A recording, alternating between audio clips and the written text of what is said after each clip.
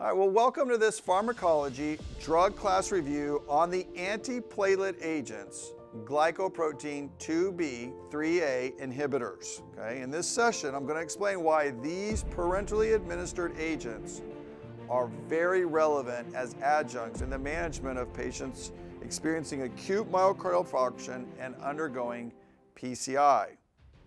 Now, without these adjuncts, then patients could easily re-occlude that coronary artery in these types of procedures. They're also used in conjunction with other agents. Makes it a little bit complicated, but don't worry. All right, guys, I'm Dr. Busti. Thank you for joining me on This Is Why, a show that is dedicated to helping healthcare professionals understand the why behind pharmacology and the drugs that we use all the time.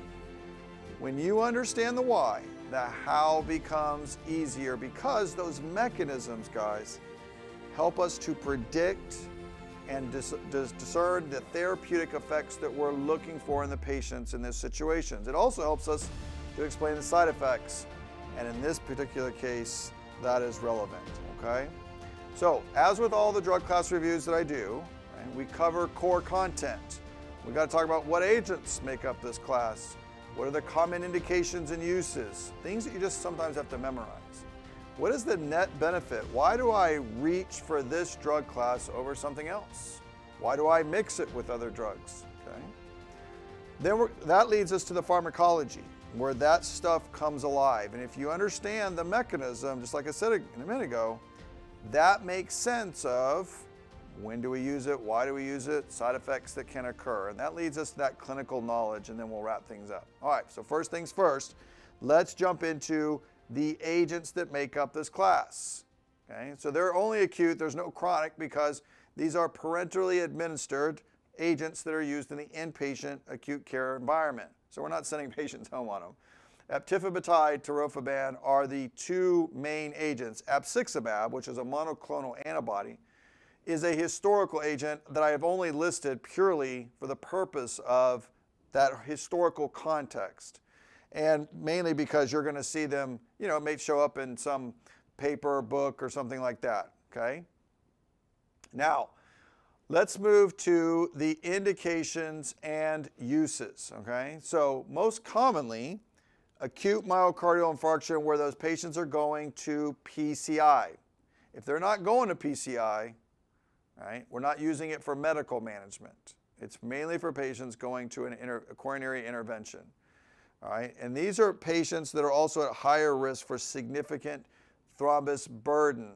Okay, that means that the risk of that coronary vessel becoming occluded is really, really high. Okay, let's now pivot and shift our attention over to the net benefits and why we choose this drug class over something else. Okay? Well, first is we're in the acute environment. We need something that needs to work right now and that we can control many times. In those acute situations, things can go in different directions. We can have bad outcomes if something isn't going right. So we need to be able to turn things on, turn things off, adjust the dose. So these being parentally administered agents, in part, helps us that. But we also need something, a class of drugs that is a potent inhibitor of platelet aggregation. Okay? Now remember, platelets have to get activated. Those upregulate glycoprotein IIb/IIIa receptors, which we'll talk about here in a minute. And so that's what you're going to see here in a minute. There, it's the final, basically, pathway for where platelets interact with each other. And so having a drug class that targets that, yes, increases the risk of bleeding, but it also controls those platelets when we need it most, and especially in these interventions. Now, it says here, despite that effect, that benefit, it's still administered concomitantly with other medications, including heparins, low molecular weight heparins, and even direct thrombin inhibitor like bivalirudin or something like that. Now, why is that? That's important because when you look at the production of a thrombus or a clot, okay, and in this case, it's an arterial thrombus. Now, again, if you're not familiar with platelet physiology, I offer a lecture that covers that core content, lays the foundation so that you understand the normal, because then the abnormal begins to make more sense, which then drives our interventions, and in this case is driving it. But when you form clots, you have the coagulation cascade, which is in this image, available at thisiswhy.health for you if you need it, want it to study or share.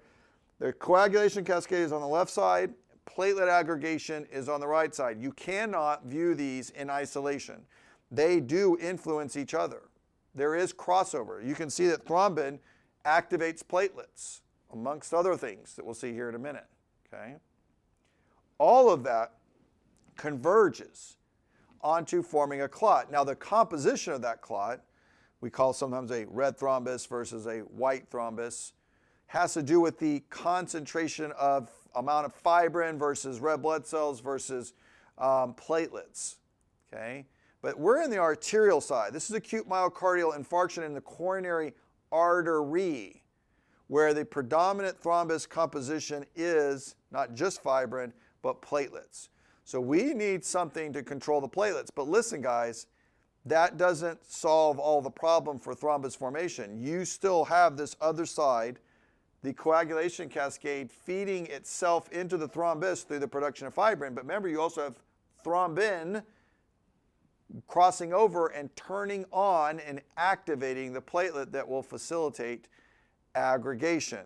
So we want sometimes dual, especially in a high-risk situation where that thrombus formation can be activated in extreme, where the aggregation is then significantly elevated. All right? Now, let's move into and pivot over to the pharmacology and dive a little bit deeper into some of those concepts. So I had just been talking about various activators of a platelet. And you can see on this there's a bunch of things up here, ADP, collagen, that would normally have some von Willebrand's factor, and there's collagen binds to other receptors, and there's also glycoprotein 1 receptors that interact with all of this. Okay, so there's more than going on in a platelet activation than what I'm showing you. This is just sort of the big picture. You have epinephrine, platelet activating factor. You have serotonin. You have thrombin, right, from the coagulation cascade. Thromboxane A2, that's where aspirin is involved inhibiting that, and vasopressin. All of those arrows are pointing down and can turn on and activate the platelet to upregulate and move glycoprotein IIb, 3A receptors to the surface of the platelet. Now, the thickness of that arrow corresponds at some level the amount of influence that it can have on that platelet. It's not perfect. It's just trying to give you a glimpse of the main influencers over non-influencers or ones that are less. And this goes back to sometimes why we use multiple agents, even in the outpatient chronic care environment, to control a situation. So like, for example, we have P2Y12 receptors, which ADP is binding to, and then we have thromboxane A2. We're using both of those drugs, dual antiplatelet therapy in stroke and patients with coronary stents, with drug-eluting stents, all the time. Well, that's only affecting 2 of those inputs of activation. But it doesn't matter what is activating this platelet. At the end of the day, those glycoprotein IIb3 receptors are available for interaction so that they can aggregate to surrounding other platelets that are listed here. Okay? And so our glycoprotein IIb3 receptor blockers or inhibitors are targeting that really basically final step. Okay? And so that's why this class matters and why we want to use it when we think about the entire context of a thrombus formation.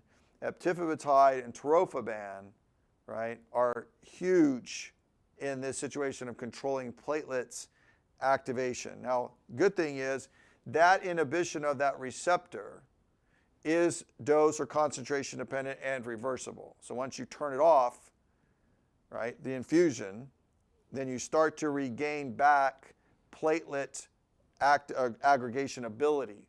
Because again, what if somebody started bleeding? Well, you want them to be able to stop, right? There's pros and cons to every direction. So we want to be able to regulate the homeostasis that's going on in that patient and that clinical scenario that they're experiencing. The other thing that was relevant in the history of this drug class was eptifibatide. Eptifibatide was a monoclonal antibody that bound to that receptor, the glycoprotein IIb/3a receptor, and it stayed on and for the life of that. And so, because it was an antibody, patients that got the infusion with it, if they ever received it again, generated immune reactions to that antibody because it was not a human antibody. It had other components in it that were non-human, okay? Okay, let's now move and migrate over to our clinical knowledge side of things, okay? This is where we take that core content, so some of that stuff you have to memorize, but also once you understand that mechanism, understand the indications, you start putting it together, you understand the type of thrombus that we're dealing with, then it makes sense for this piece that we're going to come together, right? Now, some of this I've already kind of said to kind of make it meaningful for you so you understand why we're learning it. Okay, first is these drugs are not used in the, and I'm going to put quotation marks here, medical management. What I mean by that is they're not going in for an intervention, right? So if they're not going to have a PCI or stent placed, then we're not using these traditionally, okay, in most cases, okay? Now, obviously, if somebody has a strong thrombus history or some other issue, maybe you'll see their rare scenario, but generally that's not the case, okay? So we don't see them used. In addition, the thing that you also need to recognize is that these drugs are used in combination with an anticoagulant. Like I said, heparin, low molecular weight heparin, or bivalirudin are all acceptable practices. And even though you may like, wow, I haven't seen bivalirudin used. And well, it has a lot to do, guys, with the way that interventionalists trained, their experience, geographic practice patterns or preferences. It also influenced maybe by also the availability of a drug and in someone's interpretation of the evidence. All of those things can drive some of the variations that we see geographically across the country, even the world, and why people use one over the other. But they're acceptable, okay? And that is the big key there. Now, obviously, when it become a dosage form situation, these are parenterally administered. They're IV infusions, which goes back to why we only use them in the acute care environment. Now, contraindications are very similar to patients who have received some sort of thrombolytic, fibrinolytic therapy, okay? So you can kind of look at alteplase, tenecteplase as an example, because those would be used in acute myocardial infarction as well, and depending on where you are located and if you don't have access to immediate cath lab. So obviously, if you have a hypersensitivity to a product, you have internal bleeding, a history of bleeding diathesis, basically coagulation disorder that puts you at increased risk of bleeding, hemophilia, these things, those would raise the concern, right? Recent major surgical procedures where those wounds have not healed, severe trauma, multi-system trauma in the last 4 to 6 weeks, all of those things would increase the risk of that patient experiencing bad outcomes. Now, thrombocytopenia, very rare, doesn't happen very often, okay? Can sometimes be confused with heparin-induced thrombocytopenia. Why? Well, because remember, I told you, these drugs are being administered at the same time as an anticoagulant, usually heparin, low molecular weight heparin. Now, bivalirudin would not be the concern there for HIT, but you don't know which one did it, right? But again, it's not, thankfully, very common. So what labs do we need? Well, obviously, if bleeding's a risk, we want to identify someone who's trending down. So interval assessments of labs that would include the hemoglobin and hematocrit guide us in that, having a baseline and then periodically thereafter. The platelets are also part of that CBC. Again, not very common, but if they're on heparin for a while or they've had a history of previous exposure where there's concerns, then that would guide us into someone developing that. Why does that matter? Because remember, with HIT, it's a hypercoagulable or thrombotic state. They're forming clots, and that's why the platelets are dropping. That will eventually increase their risk for bleeding, okay? But it also increases the risk for clotting initially. And if you put some fresh stent in there, that could be a problem. What about serum creatinine? Well, eptifibatide, tirofiban have renal dose limitations or considerations. Usually when you get around that 50 to 60 mils per minute, you have to look up that dose and consider dose adjustments in those patients. Coags, INR, PT, PTT, ACT, activated clotting time, those kind of things guide us again towards maybe the heparin that we're using, depending on which agent, right? But also if someone has a coagulopathy or some sort that would increase their risk of bleeding.